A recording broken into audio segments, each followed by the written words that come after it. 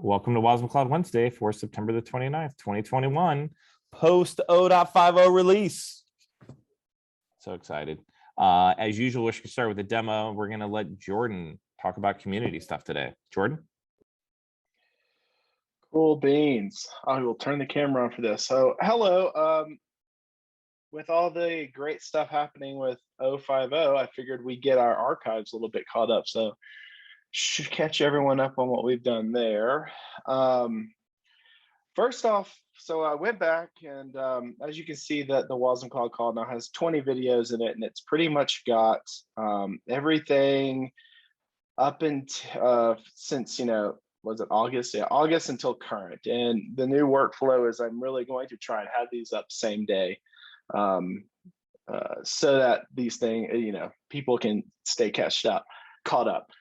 In addition to that, one of the things I'm gonna show y'all in addition to the website, what I'll show you is only local. So if it's inaccurate, don't be offended. I'm just getting it caught up, but everyone's familiar with this.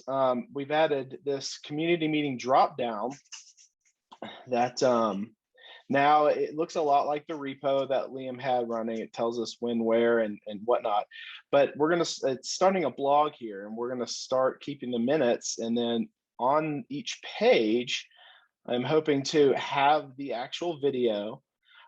This attendance thing off of GitHub handle. So one of the things I need from everyone is, so I don't have to go manually do it, if you can Slack me your GitHub handle, as other folks are talking, I'm going to be like right in the markdown file over here, keeping attendance. If you want your name here, if you don't, then it doesn't really matter. And then in addition to that, I will start keeping the minutes here. And as you can see in the bottom left, they're all going to be timestamped to the actual YouTube video, so people can go find topics a lot quicker. And then at the same time, we'll be tagging them so that the search feature on the website actually works to find if we want all the demos, the demo tag should pull up all the videos with demos. Yeah, once we actually get it, And then the goal is I will move forward, and I'm going to move back to make to at least the beginning of August. So we have until then, at least that far back. And once we're all caught up to then, I will continue to roll the archive backwards further and further. This is in a branch called Community on the wasmCloud.com TAC dev repo. So anything that you think is, maybe change it a little bit, or I have to work on these fonts. I don't really know how to do that in Hugo yet to make it a little more readable, but whatever will make it easier for folks to find, what we talk about in these meetings, as opposed to having to trudge through the videos manually. So yeah, that's really it. And Jordan, feedback is awesome. Dude, this is awesome. One, and thank you so much for doing this. This is amazing. Two, I can show you where to edit the templates on the font. So I'll hit you up on that just on a PM. Awesome. But cool. This is incredible, man. This is a ton of work.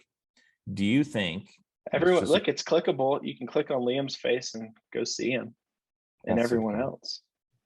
It's above and beyond. Do you think that there should be a GitHub, that this information should be on GitHub too, or is is the web page the right spot for it? So that, since it is all, this is just Liam. How do we get away from Liam? So since it is all marked down, what we could do at the same time is it is kind of all nicely kept here.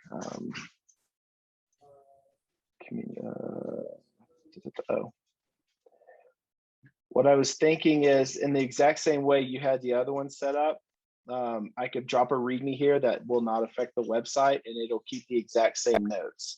And then I don't know, I can maybe submodule that into its own repo and bring it out of layer. I don't know. Yeah, I think you're right. So it's a little easier, but I think it's doable since it's all literally the exact same type of markdown. Okay, amazing. I love it. I would say just pull the trigger, man. Submit a pull request. Dude, it's way better than what we have. So done. Like, to me, that's an easy criteria. Cool, cool. And that's what I'm doing while y'all are all talking. So talk slow. All right, that's amazing. Taylor, I think you've got a demo today. Question with the Oh, sorry. Hugo stuff, will the like, because it's all templated out and it's basically a generator, having it just in GitHub might be a little bit difficult for people to read. If that's the intent, but it's versioning and it's fine. I'm not sure what people's ideas are. Should we use the wiki? Do you think the GitHub wiki would be easier? Well, I think Hugo is actually nice because it gives you a lot more capabilities, but it's more like if you want to do raw browsing or actually searching for documentation inside of like Markdown might be difficult depending on how you actually template it. So that's a consideration when you're doing the Hugo website, I think. Let me ask, if for the people that have looked for documentation before, did you use wasmCloud.com or wasmCloud.dev, or neither? Both? Are we shooting ourselves in the foot here by having this on wasmCloud.com, or should we have this on wasmCloud.dev? This feels very linked to dev content, in my opinion. People who are just general users of the software will not, I mean, they'll also be on wasmCloud.dev, but I don't think they're going to look at this either way. So we might as well just keep this centered on the dev stuff, just for clarity, I think. That's a good idea. I think the .com is like, I'm going to show this to my product manager. The .dev is, these are the people who are going to be building this. I agree. But I do think that there's some value in maybe having it on both.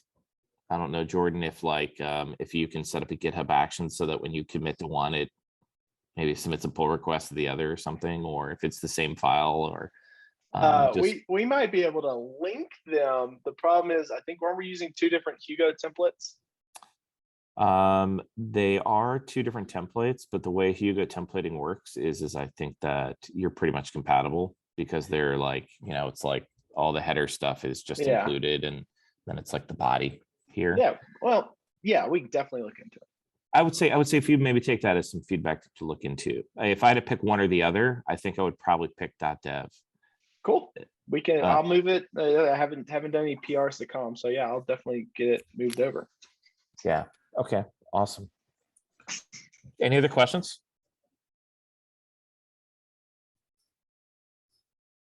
All right, Taylor, you're up, buddy.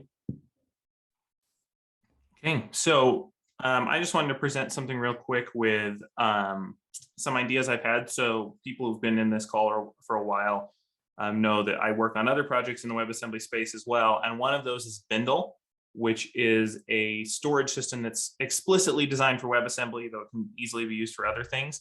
And I wanted to demo a possibility of how I envision this working for wasmCloud, and in particular with provider archives. This I think will be more efficient and better in the long run for what we want to do. So let me go ahead and share my screen. Hopefully I have the power to do it. Oh, hold on. I need to allow.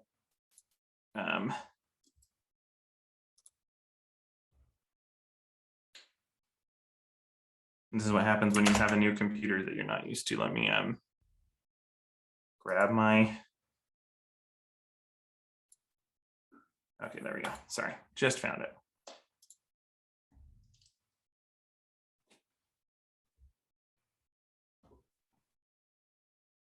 I had to enable Zoom to see my screen.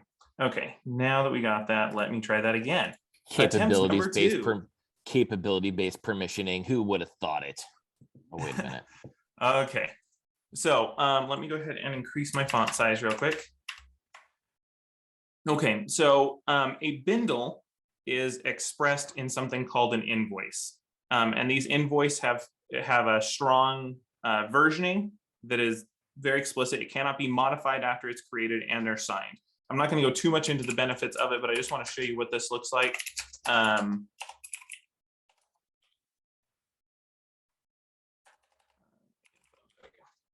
So I just mocked up, for example, the wasmCloud KV Redis store with this. So I actually took the existing KV Redis provider and put it into here. I can't actually load this into a wasmCloud host right now because its functional loading it as a file is tied exclusively through the web dashboard. But we're going to pretend that we could do that right now just to show the example. So this looks really complicated, but there's just a couple things I want to point out. So the first thing is it's strictly versioned right here. So this is accessible completely by wasmCloud.dev/kvredis.0.14.4. And then we can do some other really fancy things by being able to annotate whether it's a provider or what kind of data we have, just using arbitrary annotations. But these parcels are individual files that make up the entire whole bindle together. And so you'll see that each of these are the actual binaries for the providers for each of the systems. And they're grouped into specific things, which I'll explain that in a second, and given specific features that allow us to enable or turn them on or off. And so when we go down to the bottom of it, we'll see that there's these groups right here. And so these groups are basically all set up to allow you to specify which things are part of which thing. And you can then assemble the application you want from activating specific features. You can also see that this is signed by me, who signed it at first, and then by the host key of the server that I sent it to, which is just a localhost. So I can actually go and validate these. I'm not doing that in this process, but every Bindle server that hosts it is supposed to sign. And so you can track actually where the Bindle has been before it hits your machine. That's an additional security benefit that I don't think is the main thing here, but wanted to mention. So what we can do with all of this is we can then select, I created some fake test binaries here as if we wanted to like be able to mock out the key value store. So that way you can, when you're running an application, you're trying to run an actor and you need a key value store, you can say, I'm just running this in test. Please give me the test stuff. And as a provider implementer, I can provide those test binaries alongside in the same bundle, which is a Bindle here, with the rest of the binaries that we'd expect. And so what this allows us to do is go ahead and say, so if I were the wasmCloud host, because this is not implemented in wasmCloud host, I would say, you know what? I want to get the key value Redis store. So let me go ahead and fetch that. And it's going to figure out its OS that it needs, the specific OS and the specific thing. And it's going to use those features that I showed up here, where it's going to say, okay, I have this architecture and this OS. And it's going to filter, and then it's going to only pull the parcels it needs. So if we look here, you'll see that it figured this out and said, I need to pull the claims because that's required and I always need it. And I'm going to pull the x86-64 for Mac OS. And now it's only pulled those things. So instead of pulling this huge tarball down from OCI, we're now saving bandwidth and being able to select these features. So the first major thing that I want to point out is the saving of bandwidth, which is very important for one of the target audiences for wasmCloud, which is edge devices. And so this makes it so you're only pulling down the specific bytes you need and not the whole kitchen sink. So that pulls it all down. So that's the first thing.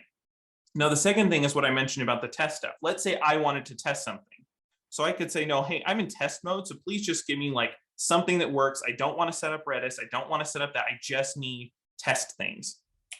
And so I'm going to just pretend that like there's something there, but I would specify, hey, I want test. And in this case, I'm enabling the test group rather than the normal group. And so when I do this, you'll see that instead I fetched the test macOS binary plus the normal claims for the provider.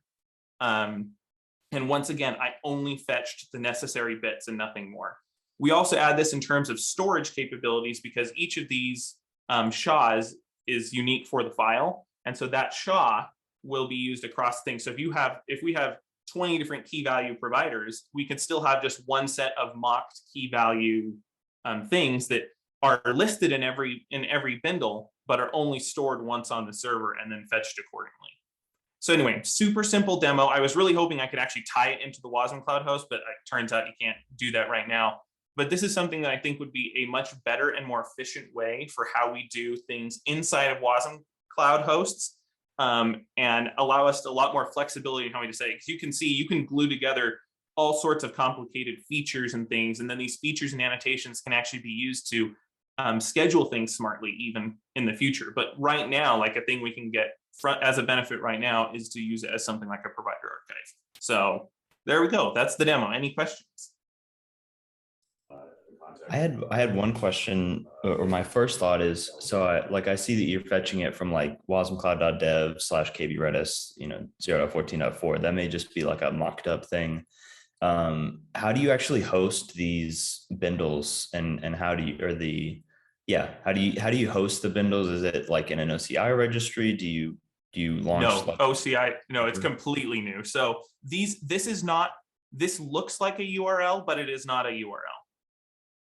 The actual full thing that it's calling when you get a server is, if I were calling this locally,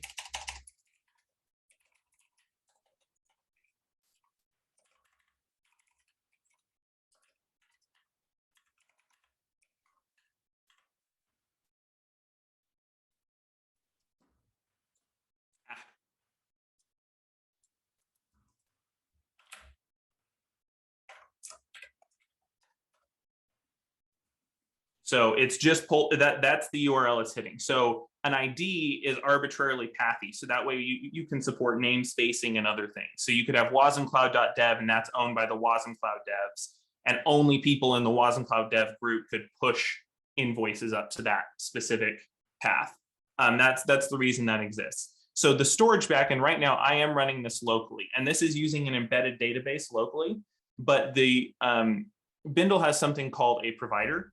And the provider, and not to be confused with capability providers, and the Bindle providers can be implemented to go against any storage system you want. Before I had left Microsoft, I was actually going to write one for Azure. I'm not as motivated to do that now for obvious reasons, but the idea is like, no matter where you're at, AWS, whatever, you could back this with, in Azure, for example, I was going to probably back this with Blob Store and like a Cosmos DB instance to keep track of the invoice data, but it really doesn't matter. And it's also set up to be rather federated. So if you want to have like a whole network of Bindle servers, you could do that. And these bindles can be signed by people who review them. So you could have security people review them. And then when you pull down, you can say, I want to make sure that someone who I've trusted has verified this. And you can verify it cryptographically that like has been signed by that person. So that's how it's set up. Yeah.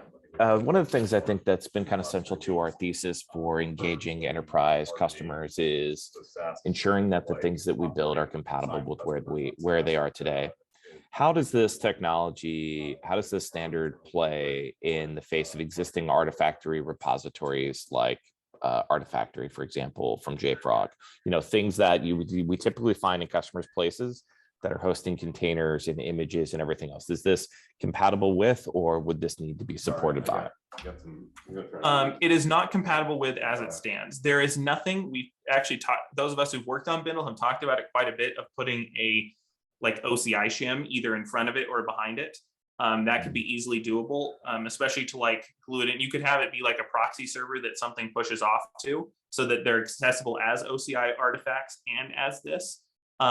But the Bindle was created as something new because OCI really didn't completely fit the bill for what WebAssembly can do. And so obviously, like, this is not something I am arguing we do right now, but I think it's something we should look at doing in the near future and seeing what we can do to make things compatible right now with meeting people where they're at and kind of leading them and giving them a way to get to the future. And so I think one of those is like an OCI shim, a layer we put in front of a Bindle server that converts an OCI thing over to a Bindle, and then they can still access it through it as an OCI artifact, or they can they can slowly switch over to Bindle if that becomes a thing people want to do.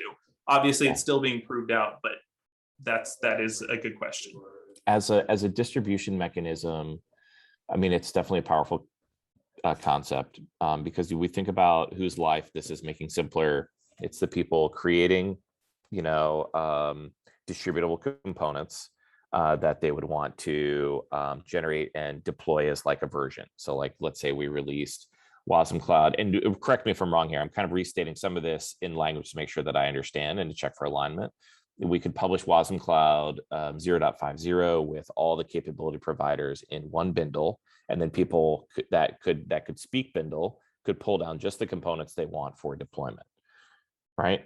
like capability You provider. could glue everything together in a bindle. I don't know if that's necessarily the best idea. I think agree. it would be a per component type thing.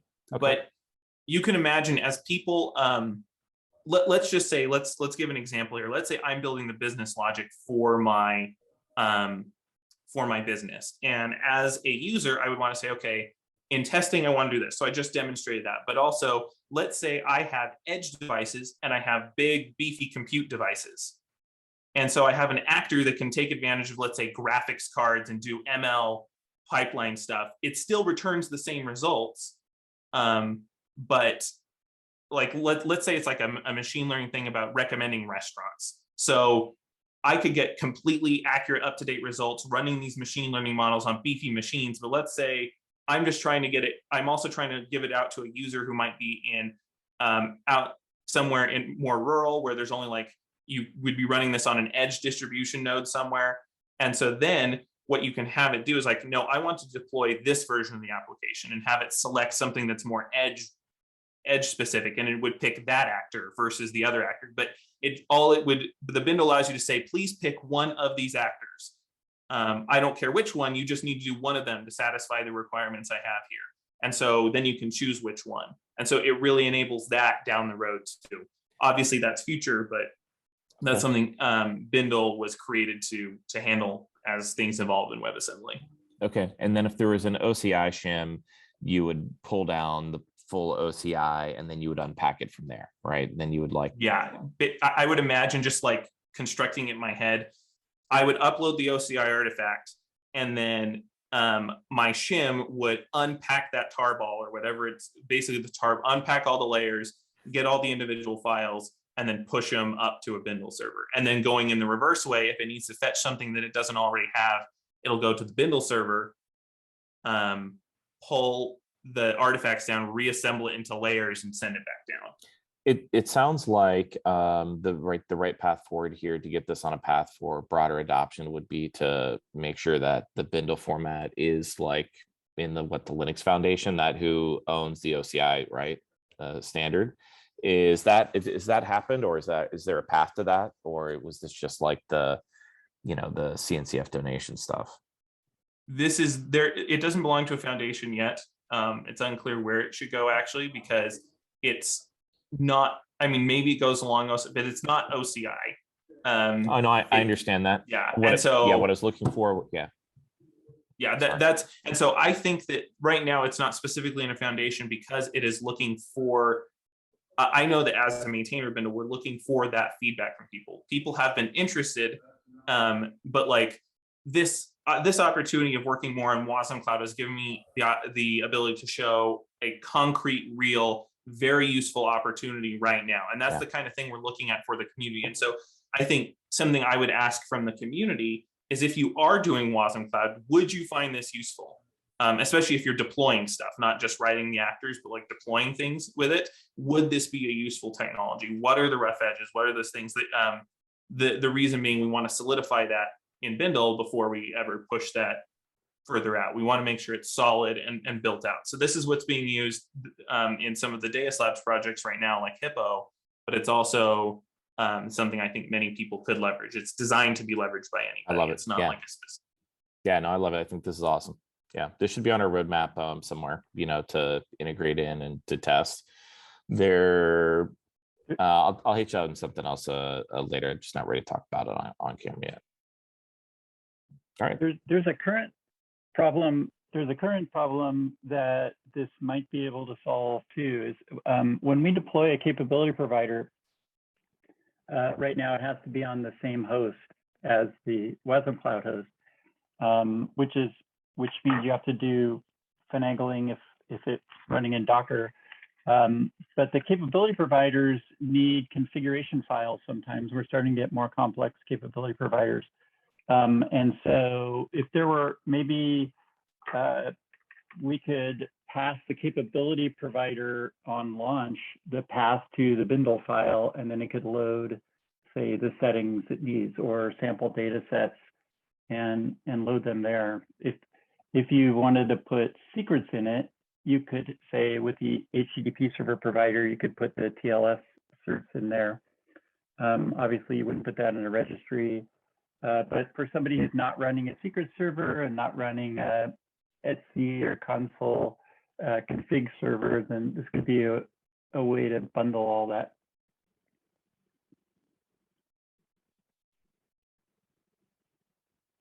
Steve, did we lose you? You seem to have dropped. No, I'm here. I just Okay, all right. ended the All right. sentence. No, I agree, Steve. I think there are some compelling use cases for this, and it's a good idea. I think there's like the wasmCloud perspective is that this could be a good distribution mechanism for us, and I think there's a bigger motion here on how do we put a thumb up and say, like, if this were a standard for everybody, it'd be even better. We probably do that by adopting it, like that's the way, we don't just make up a new standard in our own thing. Use this. Right. Awesome. Any other questions for Taylor?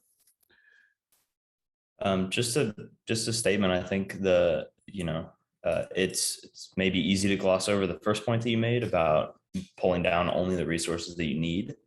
But as we continue to grow, like our list of targets, as we wait for like a better mechanism for a capability provider, these tarballs can be 25, 30, 35 megabytes, like fully compressed. So, pulling down your 5 megabyte single binary and then the however many kilobytes like the JWT is, so much better for like a constrained network or something with limited space. Even, I mean, you could easily, after a while of running, start to take up a lot of space if your little microcontroller has like a gigabyte of memory or something.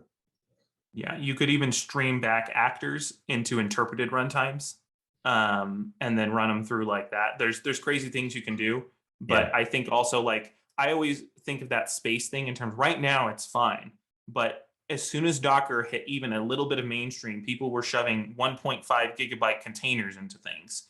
And so someone will do that with wasmCloud. Someone will create a provider that is insanely large, and instead of having to pull down gigs worth of data, you're pulling down just the 500 megs that you need instead, which sounds absurd, but that will save quite a bit of bandwidth and time, startup time.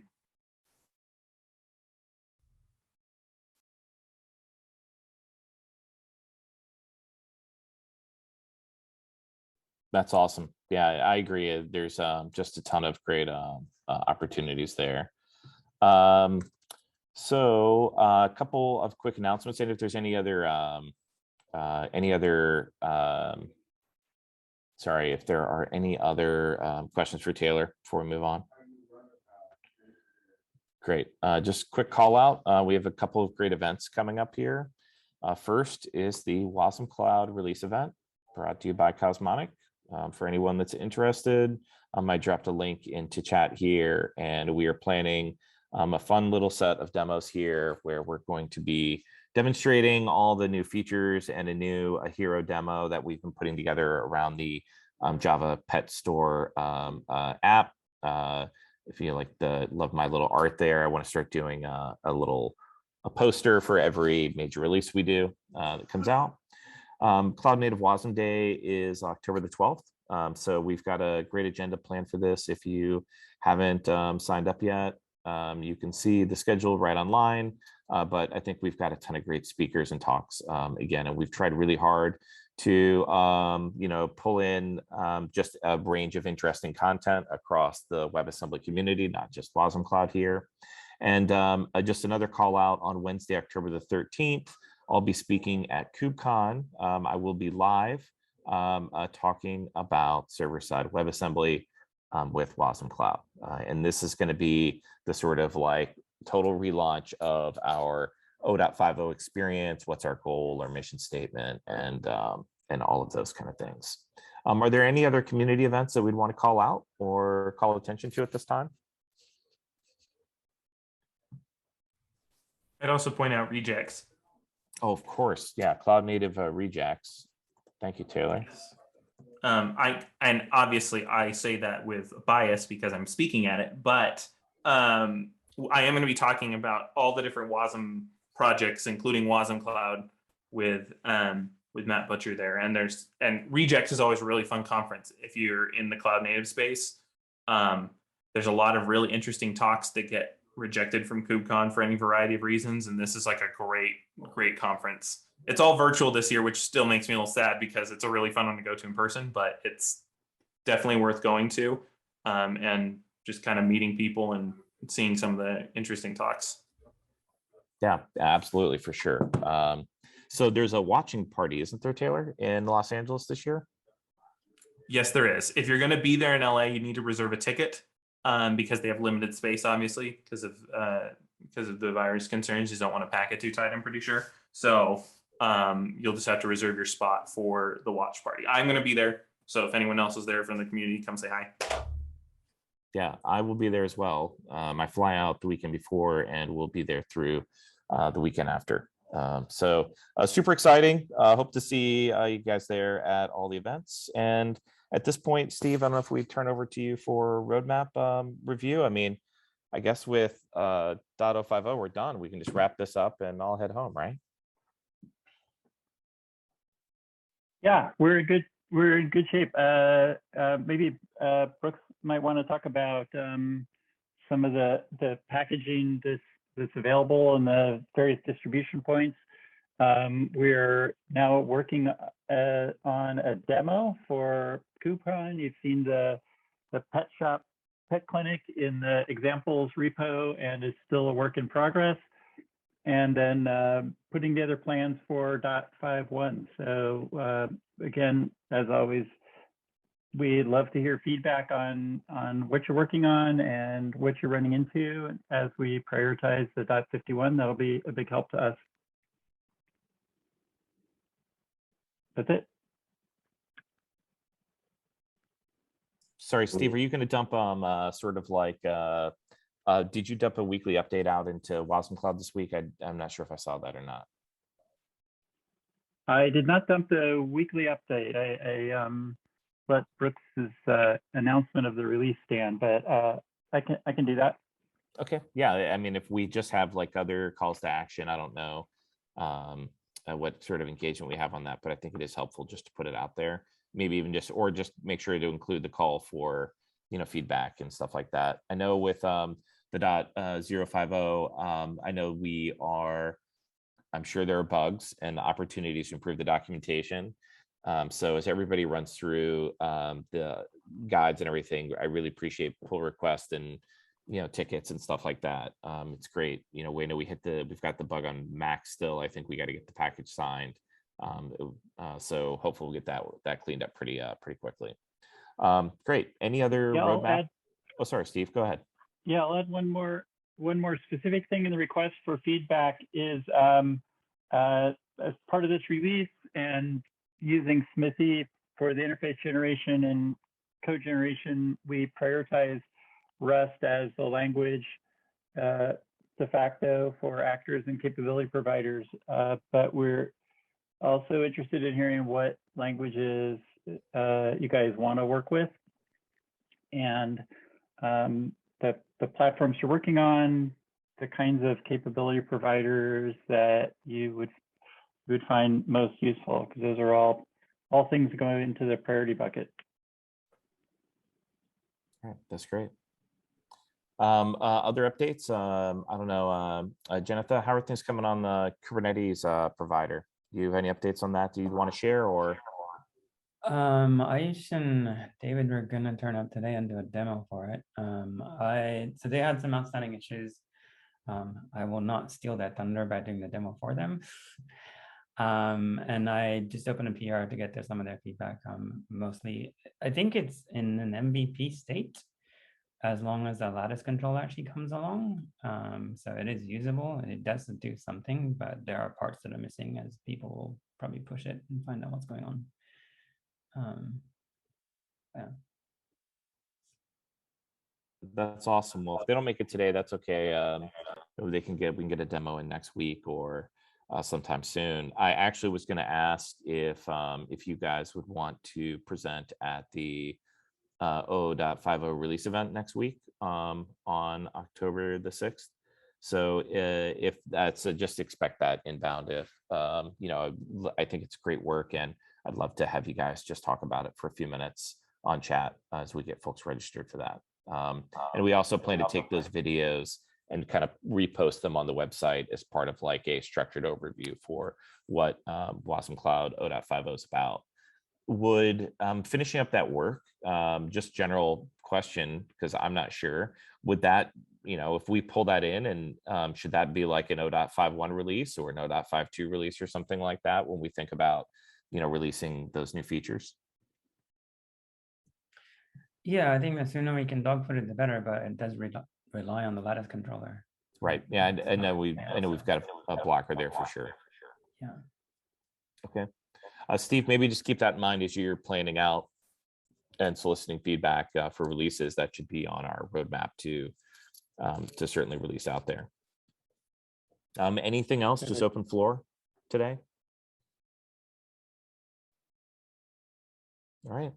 Well, that's awesome, everybody. We've been building up to this KubeCon for a while, so I'm really excited for the next you know, just 2 weeks of content and fun. And for anybody that's going to be out in LA, let me know. If not, I will talk to everybody later. All right. Bye, everybody. Have a great week.